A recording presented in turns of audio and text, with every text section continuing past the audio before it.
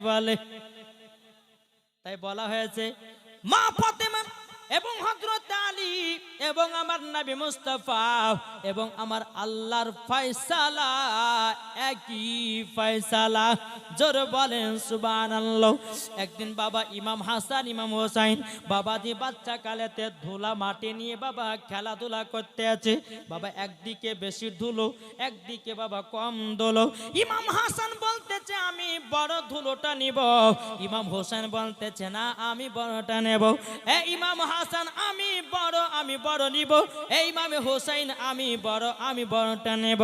ইমাম হাসান ইমাম হোসেন বলছো গো ভাই আমাদের দুই ভাইয়ের মধ্যে কে বড় কে ছোট, চলো যাই আমরা মায়ের কাছে ফয়সালা নিতে চাই। জোরে বলেন সুবহানাল্লাহ। ইমাম হাসান ইমাম হোসেন বলতেছে বলো গো মা জাননি, ও মা জাননি আমাদের দুই ভাইয়ের মধ্যে কে বড় কে ছোট বলে দাও বলে দাও।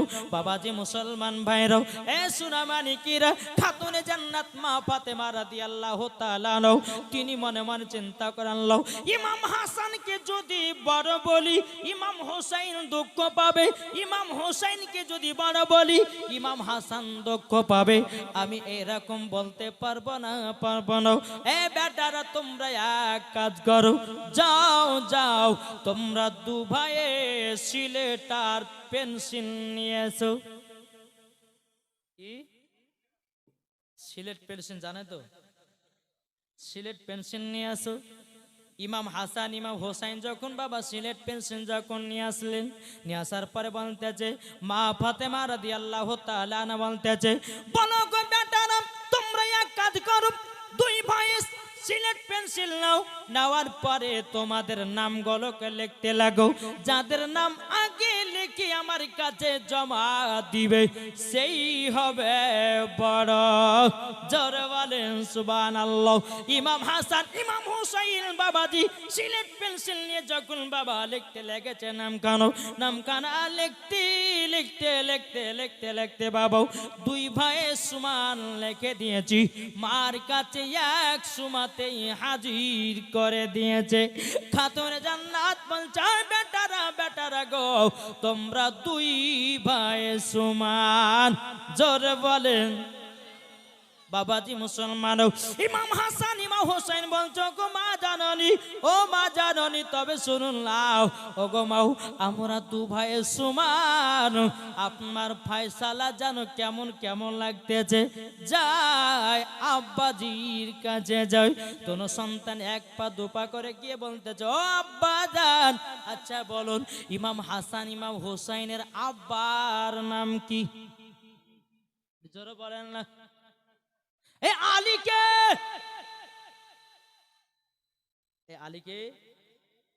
আলীকে যিনি হলো আল্লাহর বাগ, কে আল্লাহর বাগ আলী ইনারির নাম।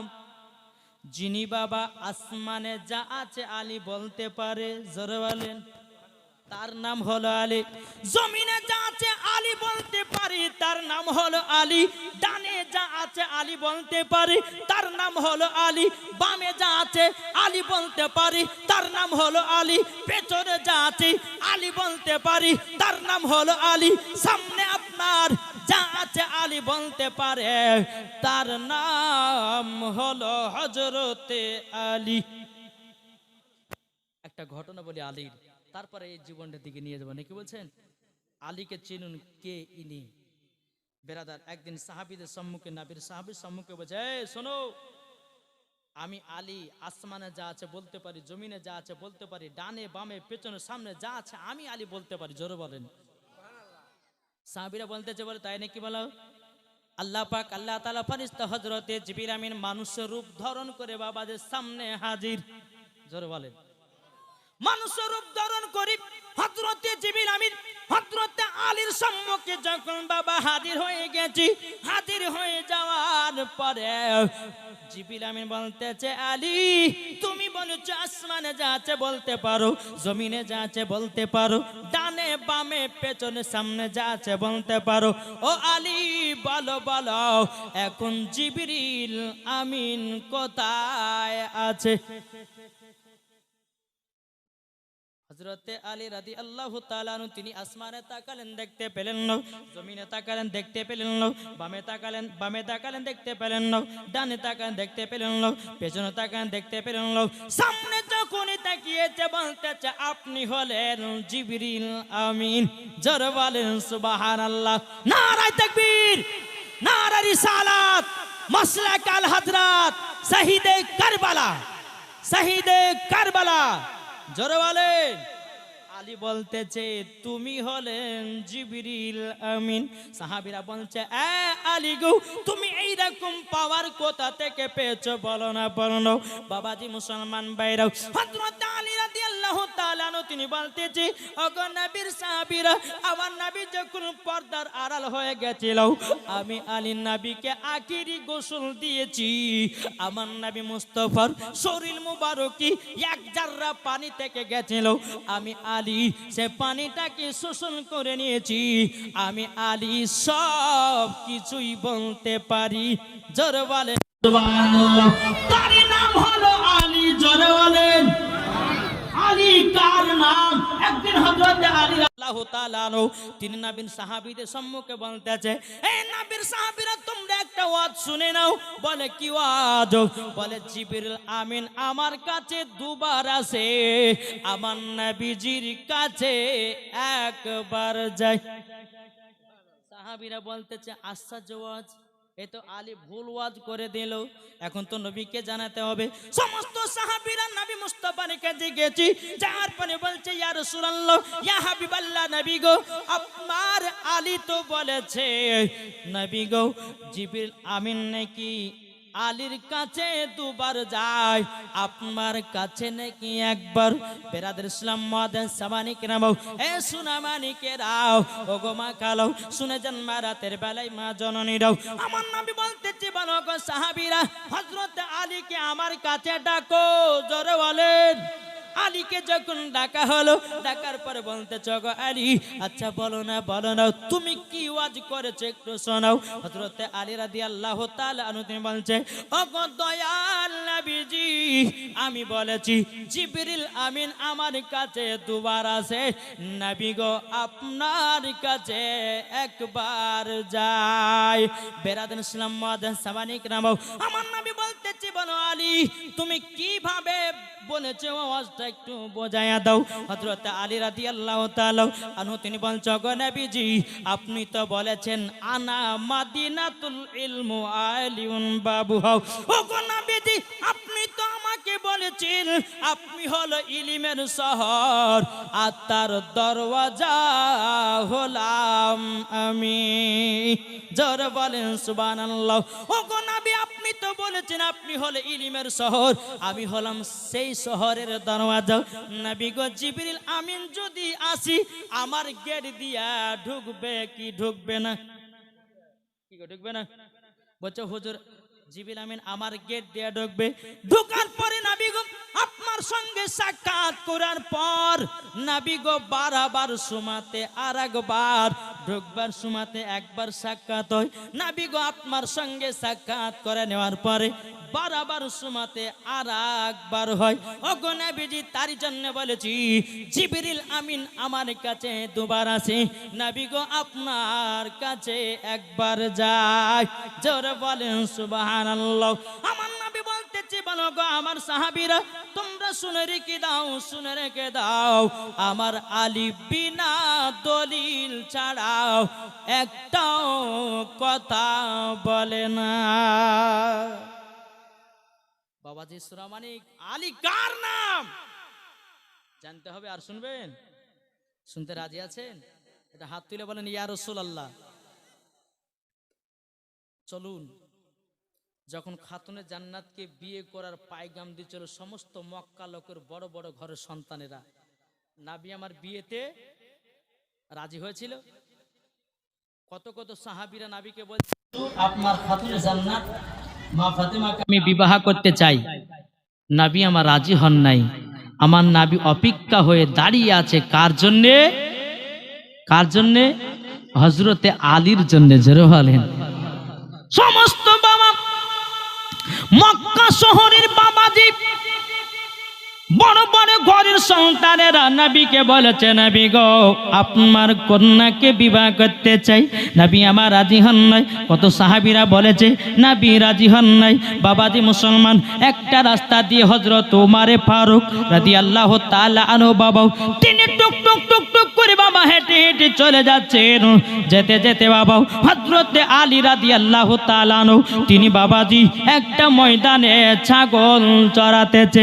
হযরত আবু বকর সিদ্দিক ওমরে ফারুক রাদিয়াল্লাহু তাআলা আনহু তিনি গিয়ে বলতেছে, ওগো আলী আলী তুমি একটা কাজ করে নাও। মক্কা গলে যতগুলি বড় বড় ঘরের সন্তান ছিল, সাহাবীরা ছিল, সবাই তো নবীকে বিবাহ করা পয়গাম দিয়েছে তিনার কন্যাকে, কিন্তু আলী গো তুমি তো একবার বিয়ের পয়গাম দাওনি। যাও যাও নবীজির কাছে যাও, একবার তুমি বিয়ের পয়গামটা দাও।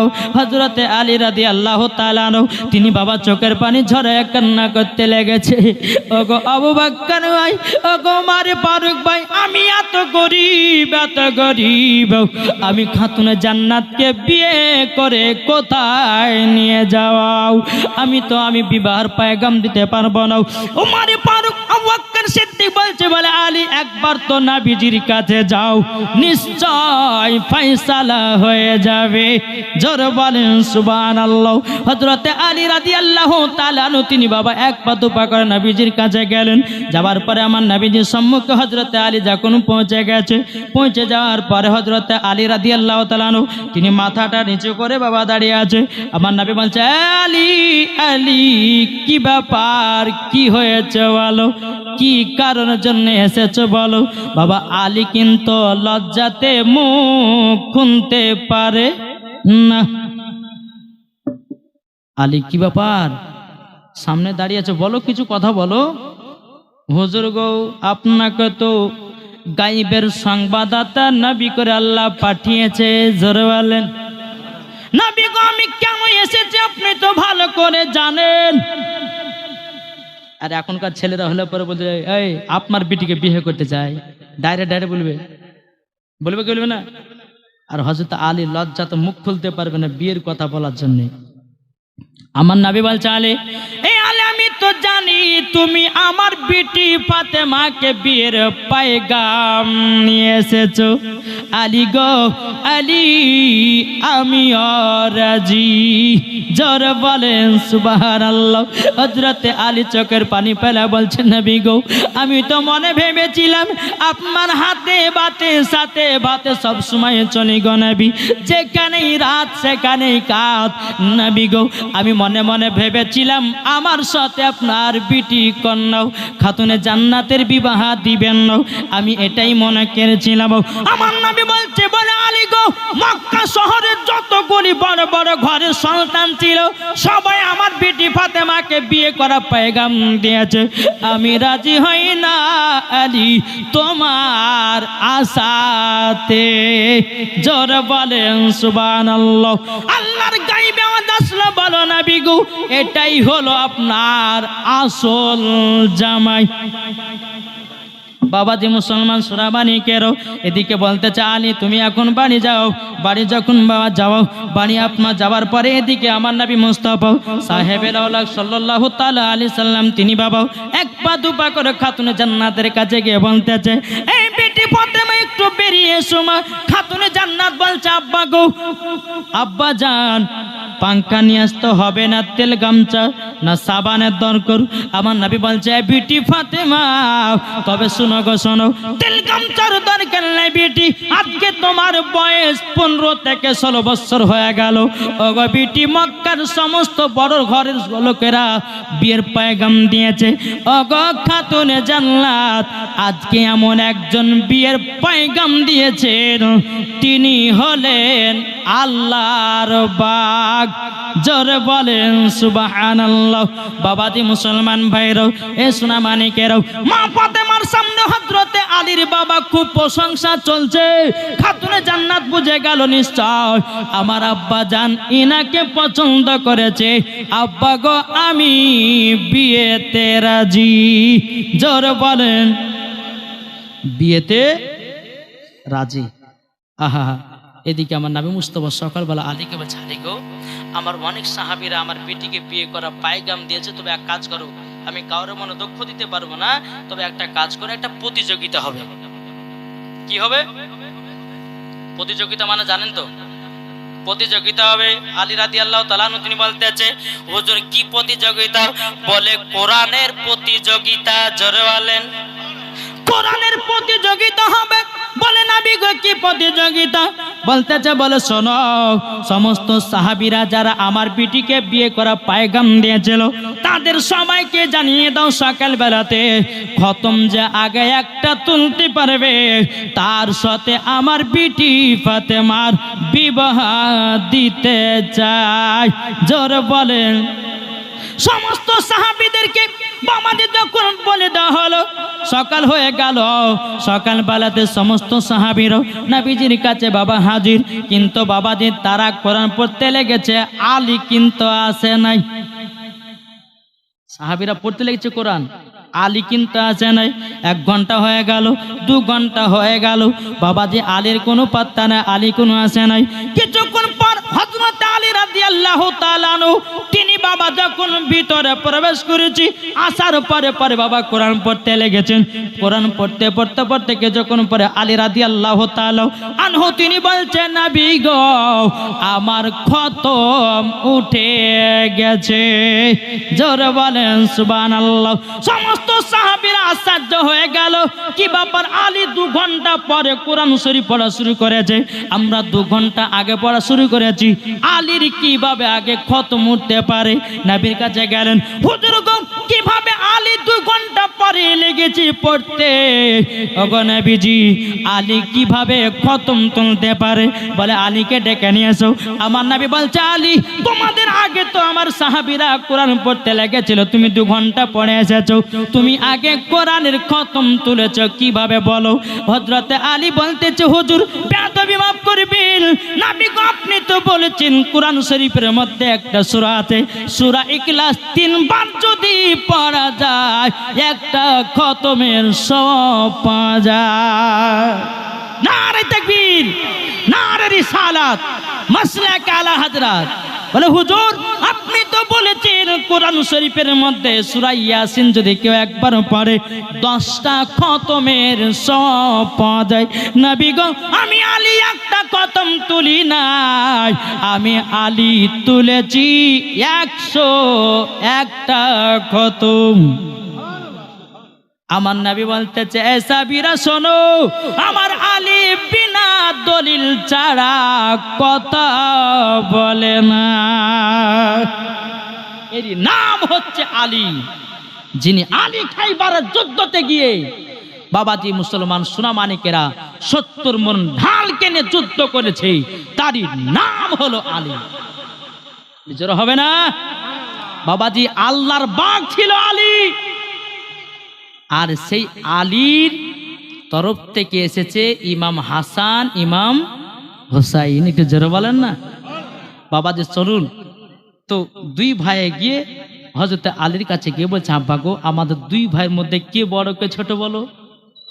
হযরত আলী মনে মনে চিন্তা করছে, এখন ইমাম হাসানকে যদি বড় বলি তো ইমাম হুসাইন মনে দুঃখ পাবে, আর ইমাম হুসাইনকে যদি বড় বলি তো ইমাম হাসানের মনে দুঃখ পাবে। কি করা যায়? এই বেটা, ওই যে একটা ডালিমের গাছ দেখতে পাওয়া যায়, বেটা গো, যাও যাওয়ার পরে দুটা ডালিম নিয়ে এসো। ডালিম মানে বুঝেন তো, বেদানা নিয়ে এসো। নিয়ে আসা হলো। বেটা কাজ করো, এই ডালিমে যতগুলি দানা আছে দানাগুলো তোমরা দু ভাই বের করো, যে আগে গুনতে পারবে, যে আগে গনে দেখাতে পারবে সে হচ্ছে বড়, আর যে আগে লাস্টে গুনবে সে হচ্ছে ছোট। ঠিক আছে আব্বা, জানতে হবে। বেদানাগুলো নিয়েছে বাবা, দানাগুলো বের করলো, দু ভাই গুনতে লাগলো বাবা। গুনতে গুনতে গুনতে গুনতে গুনতে বাবাজি 1 নয় 2 নয় 72টা করে গনেছে। কটা? 72টা করে বাবা যখন গনা হয়েছে, ইমাম হাসানের 72টা দানাও, ইমাম হুসাইনের 72টা দানাও একই সঙ্গে গনা কমপ্লিট করেছে। আপনাদের আমরা দু ভাই তো বেদানার দানাগুলো গনা কমপ্লিট করেছি। হযরতে আলী রাদিয়াল্লাহু তাআলা আনহু তিনি বলতেছেন, ও বেটারাও তোমরা দুই ভাই সমান। জোরে বলেন সুবহানাল্লাহ। ইমাম হাসান ইমাম হোসেন বলছে, বলে আব্বা গো আপনার ফয়সালা জানো কেমন কেমন লাগতেছে, আমরা যাব আমার নানাজির কাছে। আমার নানা যেটাই ফয়সালা দিবে, আমার নানা যেটা ফয়সালা দেবে আমি সেটাই গ্রহণযোগ্য নেব। জোরে বলেন। ইমাম হাসান ইমাম হোসেন এক পা দুপা করে আমার নবীজির কাছে গেলেন। যাওয়ার পরে বলতেছি, বলো গো আব্বা জান, আব্বা জান আমরা নানাজির কাছে গেলাম। বলে ঠিক আছে যাও। ইমাম হাসান ইমাম হোসেন যখন নানার কাছে যে, লাব্বাইকা ইয়া রাসূলুল্লাহ, লাব্বাইকা হাবিবাল্লাহ, ও নানা জান আপনার কাছে একটা ফয়সালা নেওয়ার জন্য আমরা এসেছি। আমার নবীজি ইমাম হাসান ইমাম হোসেনকে যখন ডেকে নিয়ে সিনাতে লাগিয়ে নিয়েছে, ও গো আমার না হোসেন রাসূলেরা, বলো বলো তোমরা কি ফয়সালা নিতে চাও। ইমাম হাসান ইমাম হোসেন বলতেছে, বলো গো আমার নানা জান, ও গো নানা জানো, তবে শুনুন না আমাদের দুই ভাইয়ের মধ্যে কে বড় কে ছোট বলুন নাও।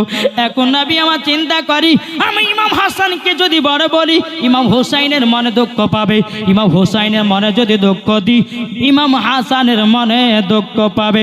আমি এটা করতে পারি না। এক কাজ করো বাবা, যে আমার নবী বললেন, এ আবু বকর একটা কাজ করো, আপেল নিয়ে এসো। কি? আপেল। আপেল যখন বাবা নিয়ে আসা হলো, আপেল যখন বাবা নিয়ে আসা হলো, বেশি আধখান করে কাটলে আপেলটাকে ভাগ করলো, একদিকে বেশি আধখান একদিকে কম আধখান। আবু বকর সিদ্দিক বলছে, হুজুর কি করবেন? আবার দুই নওয়াসে রাসূলেরা আমার কাছে ফয়সালা নিতে এসেছে, কে বড় কে ছোট। এখন আপেলটা আসমানে ওড়াবো, দুইজনা দুই দিকে বসাবো, যার দিকে কম পড়বে সে হবে ছোট, আর যার দিকে বেশিখানা পড়বে সে হবে বড়। জোরে বলেন সুবহানাল্লাহ। আমার নবী মুস্তাফা ওই রকম ভাবে আপেলটাকে নিয়ে যখন বাবা আসমানের দিকে ছেড়ে দিল, আমার আল্লাহ পাক আল্লাহ তাআলা বলছে, এ জিবরিল আপেলটাকে ধরো আর সমান সমান কেটে কেটে ফেলে দাও। জোরে বলে। যখন বাবা হযরতে জিবরিল আমিন তিনি বাবা যখন এই কথা বলার পরে বাবাজি সোনা মানিকেরাও জিবরিল আমিন আপেলটাকে ধরার পরে বাবাজি সমান সমান আপেলটাকে কেটে কেটে ইমাম হাসানের দিকে একটা ভাগ পড়েছে, ইমাম হুসাইনের দিকে একটা ভাগ পড়েছে।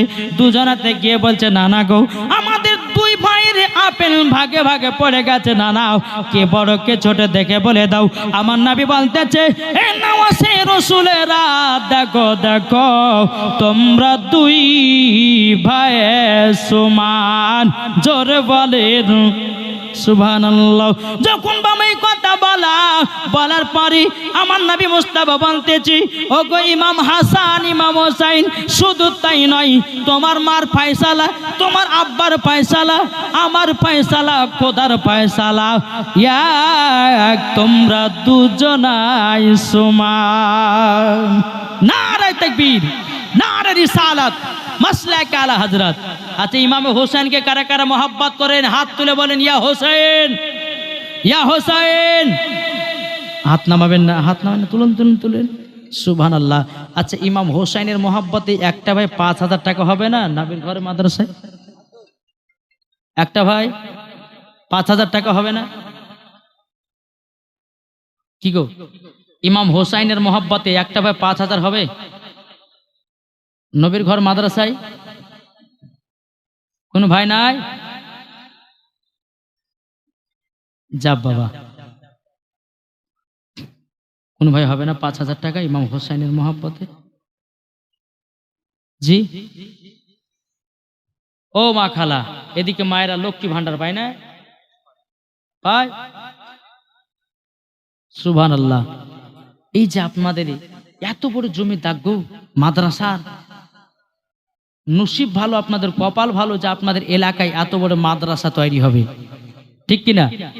জি, যে ইমামে হোসেন কারবালাতে শহীদ হয়ে মাদ্রাসা মসজিদকে জিন্দা করে গেছেন, জোরে বলেন। আর আমরা কি পয়সা দিয়ে জিন্দা করতে পারি না? মরে গেলে সব শেষ, জমি জায়গা টাকা পয়সা ফেলে দিয়ে আপনাকে অন্ধকার কবরে যেতে হবে। আজ রশিদা বিবি দিয়েছে 500 টাকা, নারে তাকবীর, নারে রিসালাত। আল্লাহ রশিদা বিবি দিয়েছে 500 টাকা। আল্লাহ রশিদা বিবিকে মা ফাতেমার মতো নারী বানিয়ে নিন, জোরে বলেন আল্লাহুম্মা আমিন। আল্লাহ রশিদা বিবি দিয়েছে 500 টাকা। আচ্ছা 5,000 টাকা যদি না হয়, আচ্ছা আমার 10 জন ভাই 1000 টাকা করে দেন, হবে না? এখন যদি না থাকে নামটা লিখে দিবেন, আপনাদের নবীর ঘর মাদ্রাসায় নতুন মাদ্রাসা তৈরি হয়েছে গো। এই মাদ্রাসা যদি এখন খাড়া হয়ে যায়, বেরাদর ইসলাম দেখবেন কাল কিয়ামতের ময়দানে আল্লাহ পাক আল্লাহ তাআলা আপনাকে জান্নাতি বানিয়ে নেবে, জোরে বলেন। জি, 10টা ভাইয়ের কাছে 1000 টাকা করে চটাচট আমি আপনাদেরকে আরো জীবন শোনাবো, মাশাআল্লাহ। জি, এই দেখেন মিজানুর রহমান, তিনি দিয়েছে 1000 টাকা, নারে তাকবীর। দাদা দাদি মামার জন্য দোয়া চাইছে, আল্লাহ গো ইনশাআল্লাহ দোয়া করবো। এই দেখেন মিজানুর রহমান দাদা দাদি নামে 1000 টাকা দিয়েছে, আল্লাহ তিনার দানকে কবুল করুন। বেরাদর ইসলাম ওবায়দুর রহমান, আমার মিটা গো, আর 500 হবে না?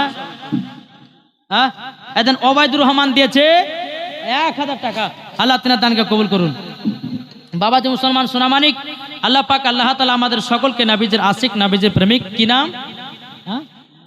মিনারুল ইসলাম দিয়েছে 1000 টাকা, নারে তাকবীর, নারে রিসালাত। মিনারুল ইসলাম দিয়েছে 1000 টাকা। এখানে দিয়েছে জাকির হোসেন, উত্তর চন্দ্রাইল, 500 টাকা নগদ, নারে তাকবীর, নারে রিসালাত। আল্লাহ তিনার দানকে কবুল করুন। তারপরে বাবাজি